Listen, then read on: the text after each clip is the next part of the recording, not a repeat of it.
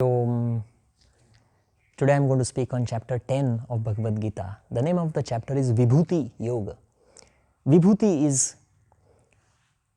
the objects or living beings or forms of energies that are specially carrying some significant qualities of the divine. Shri Krishna is explaining to Arjuna, it's in continuation with chapter 9, that Vishwadnyan, the knowledge of the mother nature and the cosmos and the universe, is very important. Unless you understand that, your life will not have a proper direction. Your karmas, your knowledge, your desires will not have a proper goal. Arjuna is asking, okay, I understand this part, but I am still not very clear about this Vishwadnyan, the knowledge of the cosmos. Can you please explain? And that's how Shri Krishna starts explaining. And he says that, look, to know the cosmos and universe completely, it's very difficult. Because every object that is created is within universe. If it is within universe, it doesn't know the start of the universe, it doesn't know the end of the universe. Funny thing is, if you look at the science, the scientists have said that it's very difficult to understand the singularities, that is the events such as Big Bang or some other events such as Big Crunch or maybe certain objects such as black hole. It is very difficult to understand what is happening at that time because all the physical laws don't exist. This is a very interesting theory, that Big Bang theory, at the start of that there was one very small particle, and that small particle exploded, and from that small particle came into existence the universe. Exactly the same thing Shri Krishna is saying here, that I am a very tiny seed, and from that tiny seed, the Paramatma, the divine consciousness, from that tiny seed, the entire cosmos and universe has come into existence. So this is exactly what Big Bang theory says, and he has said it in chapter 9. But he says the seed is me, that small particle is me which created the universe, but also what is created is also me. The start of the universe is me, the middle of the universe is me, and the end of the universe is also me. Now it's hard for Arjuna to understand because he doesn't understand these two interesting starting and ending events. It is a very beautiful metaphor is given by this Jnaneshwar, the photograph there you see, Santa Jnaneshwar. He lived in 12th century. He's a great yoga master, highly respected sage in this part of India, Maharashtra state. Every village in Maharashtra state follows Santa Jnaneshwar as their master. They call him mother. The only sage who is called, a male sage who is called mother. But anyway, he's given a very beautiful example. He says, why it's difficult for people to understand this creation of universe and death of universe or destruction or end of universe. It's like a fetus. The fetus is in the womb of the mother. So, is it easy for the fetus to know the age of the mother? When was she born? What's going to happen? It doesn't know because it's inside. So, with this limitation, Shri Krishna says, I'm going to explain you the secrets of this divine energy in your life.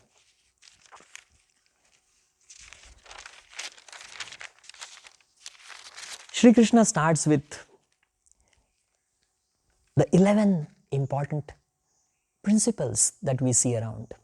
The first, we all know the Pancha Mahabhut, the earth, water, fire, air, space. But there are subtle energies that have created this. There are subtle energy transformations that have created these 5 elements. Shri Krishna says these elements are representative of the divine. On top of that, the mind, the cosmic mind that had this desire of creation is also me, Sri Krishna says, the divine being. Then the prana, the energy, the life force that is everywhere is also me. Then he says Jnana Shakti, the complete knowledge, wisdom. Every object has the knowledge of how to create, how to operate, how to transform, how to generate, operate and destroy. That knowledge is also me. Buddhi Tattva. Buddhi Tattva is a very interesting dimension. If you look in the nature, the intelligence is there. The complete intelligence is there, but at the same time, there are things that are evolving. There is evolution. The animals are changing the form. The human beings are changing. There is evolution in us. There is evolution in plants. So this evolving intellect is also a divine dimension. The I, the form of I, that is created for every object. Even the dog has a little bit of I. The tree has a bit of I. Some studies say that if you go with a intention of harming the tree or cutting the tree has different vibrations. I read it. If you go to a tree with bad thoughts, a plant, then the plant may not give you as many flowers and it may not grow well. There are some studies like that. So that I awareness is everywhere. That is also the divine dimension. And the mind, the individual mind, where you feel yourself, is also the divine dimension. Sri Krishna has given some beautiful qualities that human beings have. And these qualities are nothing but dimension of divine. Nirnaya Shakti, your ability to take decisions, is also an expression of the divine. When you look at things, you create a big picture in your mind. Your ability to create a bigger picture, yathartha jnana, that ability is also dimension of divine. The forgiveness in you is also a dimension of divine. The truth that you associate yourself with, also dimension of divine. Control of every organ. We have the ability to control our organs. That control is also dimension of divine. Birth and death, fear and fearlessness, non-violence, equality concept, contentment, austerities, selfless actions, giving away things, charity, you think,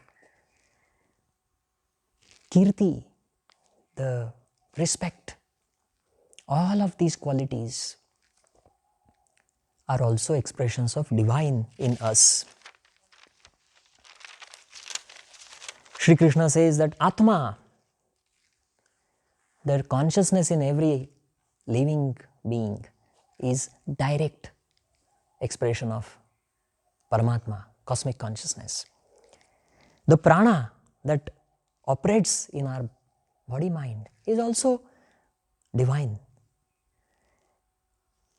The birth of a living being, the life of a living being, and end of the living being is all the divine. The time itself is divine. I am able to differentiate between the last moment and this moment. This ability to discriminate between these two moments and then thinking about the future dimension, this discrimination ability is coming from divine. Then Sri Krishna moves beyond you and beyond the human dimension, and he starts talking about the different forces of the mother nature. Every force that we know, Sri Krishna has said that this is what is the expression of divine. He's talking about three gods that we talk about. The G, generator, Brahma, creator. O, operator, Vishnu, the one who maintains. D, destroyer or transformer. Shiva or Rudra. He says, I am this. They are all me. Then he goes further. He says the fire is me. The Indra, the god of rain, is me. Interesting thing, he says, Yama is me. Yama means the god of death in the yogic culture. So he says Yama is me. It's not someone evil, it's just me. Then these are the cosmic energies. But the other energies that probably he did not mention doesn't mean that he's not saying it, because let's see, look, it's a discussion on the battlefield. You should not forget that Sri Krishna is talking to Arjuna on the battlefield and is giving some representative examples, and he clarifies it in the last part of chapter 10. He says that these are not the only divine dimensions. There are many more, but I am just giving you some examples. He says that. So if you look at gravity, gravity is divine. If you look at electromagnetic forces, they are divine. If you look at nuclear forces, they are expression of divine. Then he moves to the nature, the mother nature. And in mother nature, he is pointing out at the objects, and he covers every object. He is talking about ocean as me. He says that mountains, they are me. And in those mountains, Himalaya is me. What is so special about Himalaya? Himalaya is tallest. The Mount Everest is the tallest peak on earth. Probably at the time of Sri Krishna, it was the same. So he is not only showing that every object is me, but he is especially highlighting where the cosmic energy is more intense, or maybe there is more intelligence, or maybe there is more expression of prana, or maybe there is exceptional skills that have been developed. So he is highlighting these objects. Of course, while saying every object is me, he is especially highlighting these objects. He is talking about the rivers. And in all the rivers, he says, it's me. But especially Ganga. Probably because it nourishes so many more lives than other rivers. Then he is talking about animals. So he says, lion is me. Lion, very interesting selection of animal. He says every animal, Atma is me, Prana is me, but especially lion. What is so special about lion? He does talk about crocodile as me. He says elephant is me, horse is me, and he is giving special names. Airavat, a special elephant who had some special qualities in him in the mythology stories. Uchchaishrava is the name of the horse. But especially look at lion and crocodile. Why lion? If you study ecology of a forest, the most important animal in that ecology is the one who is at the top of the food chain. Because the top of the food chain animal is the one who controls everything down below. And that's why killing of these wild animals we have stopped. Many countries have these laws. India began, providing safe environment, safe forests for lions and tigers. In India, the number of tigers had gone down. But now, Indian government is working very hard to promote the tiger population, because a tiger is a representative of the entire ecology. And Sri Krishna says, I am that. The crocodile is same in the water, controls the ecology in the river, in the ocean. Then he comes to the other objects such as Kamadhenu, the cow. He says, cow is me. And we all know that Sri Krishna was brought up in a cow herd group. So he was always with cows. If you see cow, just simple example. We came here in this ashram, and this ashram, there was no tree, there was no plant, there was no bush. It was all barren land. Just some grass somewhere, that's it, but mostly dried. Mostly rocks. It was not a very nice soil. It was like rocky soil. The rocks were breaking down, but the soil was still like not very good for vegetables and plants and trees. We started putting in the cow manure, the cow poo in the soil, and we use that as a fertilizer. In 6 months to 1 year, everything changed in the ashram. And if you start looking around, there's a very, very green place, and look at other places nearby. They don't have as many trees. The cow pee in India is used in treatment of various illnesses in Ayurveda.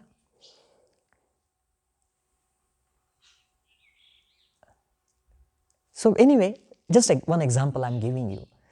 But Sri Krishna is also saying that the Sheshanag, the cobra, named Vasuki, is also me. So he's going to the cobra, the reptiles on earth. He's talking about trees now. He's talking about the pimple, Ashwatha Vriksha. Ashwatha Vriksha, say Buddha sat under the same tree. But he's saying that that tree is me. In ashram we have many Ashwatha Vriksha, many Bodhi trees. Some ancient books of yoga, they claim that this Ashwatha tree is the only tree that emits oxygen even in the night. Most of the times the trees emit carbon dioxide in the night, and during the day they have more oxygen. But this tree is exception. So though every tree is me, he is still saying that there are certain special qualities with these animals and they represent me. He is talking about eagle as me. Now eagle is at the top of the food chain in the sky. After that, Sri Krishna has started talking about people in his generation. So he's saying that, look, in my family and my kingdom, the divine dimension is me. So he's not just saying that everyone is like that, but because he represents some special qualities, and this is where he presents himself. Then he says in Pandavas, in Kuru dynasty, Arjuna is me. You cannot understand this as an egoistic statement. You should understand it more of a personality that has gone more close to the qualities of divine, Paramatma. Many people think, oh, Sri Krishna had a big ego. But you cannot understand it this way. If he had a big ego, he cannot say that I am a crocodile, I am a lion. The wise people, wisdom, he says Muni Vyasa. Vyasa was considered a great intellectual and a great yoga master, and who lived in the same time. But Sri Krishna doesn't stop here. He goes to something even more interesting. And he says, whatever bad things you see around, whatever things you think are evil, there is nothing evil like that as such, because all of that is me again.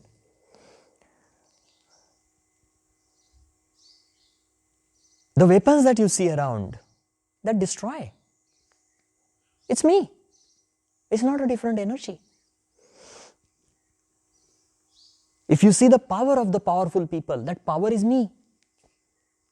If you see that evil energy of the wicked people, that's me. If you see the victory of the winners, that's me.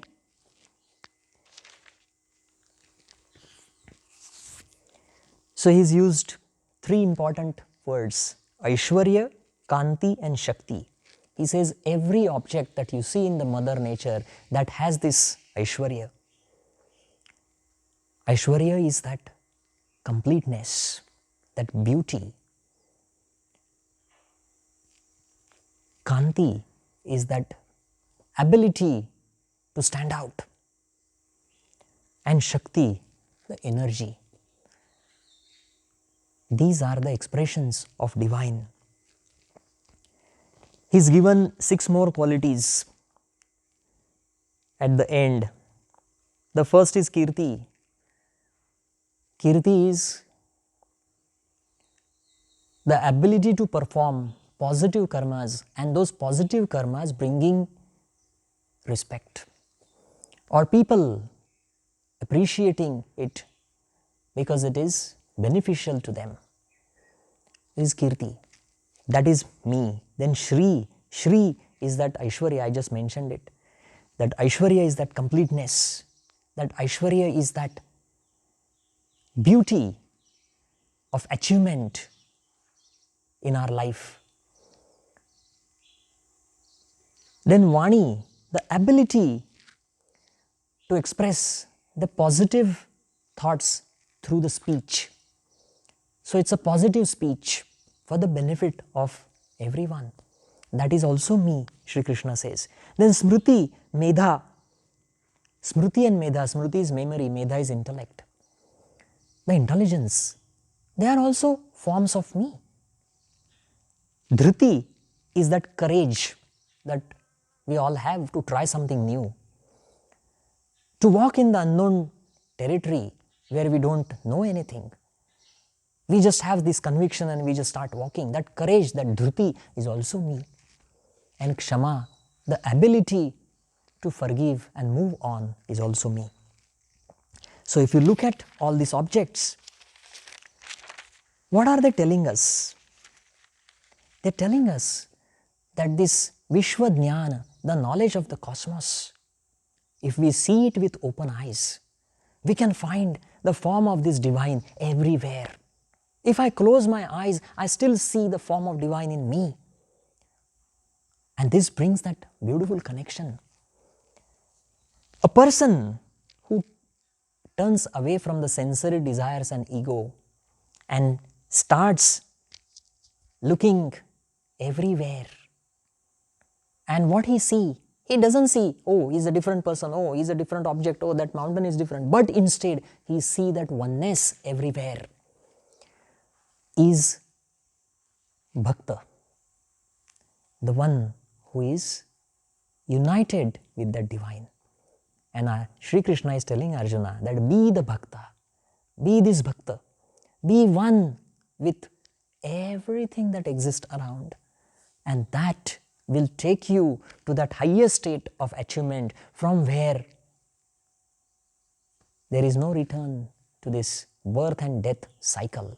That is that concept of moksha. So in the chapter 10 again, Shri Krishna has brought in the bhakti, and I am going to focus on that bhakti in chapter 12 more. So I am going to stop here with chapter 10. Hari Om.